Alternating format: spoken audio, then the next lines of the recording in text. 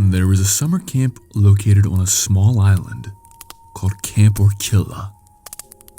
Every summer, groups of children go out to this island for overnight trips. The campers stay there for a few nights and go hiking and explore the island. There are a lot of tall cliffs, and the trails run along the edge of these cliffs. One summer, many years ago, a group of campers went out on a trip to the island. One of the campers was a 7-year-old boy named Johnny.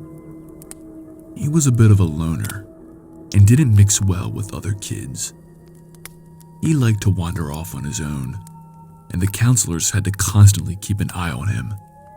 On the first day, after they built camp, the counselors took the kids for a long hike on the trails around the perimeter of the island. Halfway through the hike, Johnny wandered off from the group, and nobody could find him. They doubled back and searched the trail, but there was no sign of Johnny. The sun was setting, and the counselors had to take the kids back to the camp before it got dark. Later that night, the counselors were about to go to bed when they saw Johnny come walking down from the trails. They were relieved that they weren't going to have to report a missing child, but they were also angry with him that he ignored their warnings and wandered off from the group. The next day, as punishment, Johnny wasn't allowed to leave the campsite. He had to stay behind while the others went to explore the island. On the third day, Johnny begged to be allowed to go hiking again and explore the rest of the island. The counselors reluctantly decided to let him go with them again, but they warned him not to wander off on his own this time. However, while the kids were exploring the inner part of the island, Johnny disappeared again. The counselors searched for him, but the island is quite large, and they weren't able to find him. Eventually, the sun began to set, and they were worried that if they stayed out after dark, they might run the risk of getting lost themselves.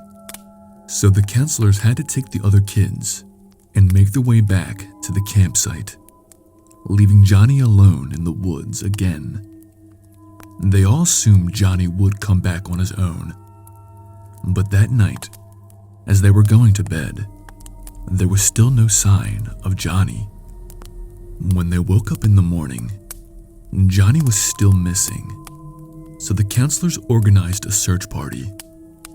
They searched the woods and the trails, but they couldn't find him anywhere. They combed every inch of the island, shaking trees, looking in caves, and peering into crevices, but they still couldn't find any trace of him. One of the counselors was walking along the trail that led along the cliffs when he happened to peer over the edge. All of a sudden, he spotted something in the water that sent a chill down his spine. It looked like a bundle of clothes being pushed by the tide up and down along the rocks at the base of the cliff. The other counselors piled into a small boat and rowed out to the location.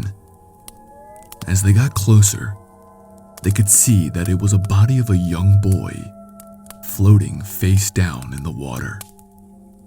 They recognized the clothes. It was Johnny.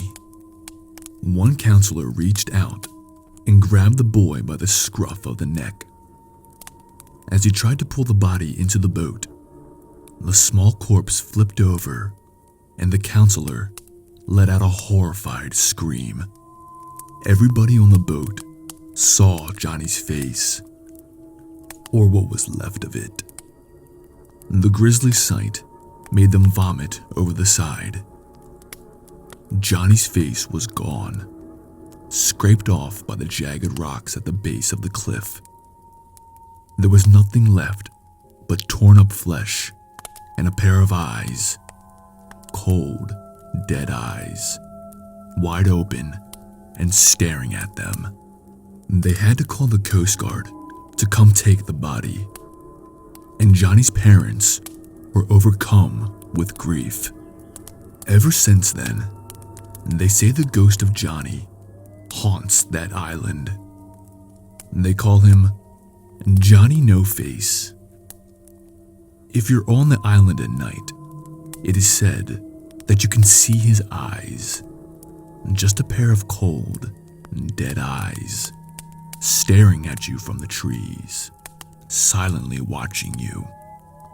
They say, if you wander off into the woods alone, you may come across a young boy with brown hair standing with his back to you. If you see him, whatever you do not speak to him. If you talk to him, they say, he will turn around and rip off your face.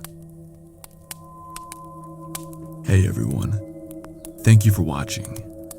I'm sure glad to have my face, and I'm sure you can say the same thing. If you've enjoyed this video, go ahead and give it a thumbs up and leave a comment. But most important, stay haunted, my friends. I'll see you next time.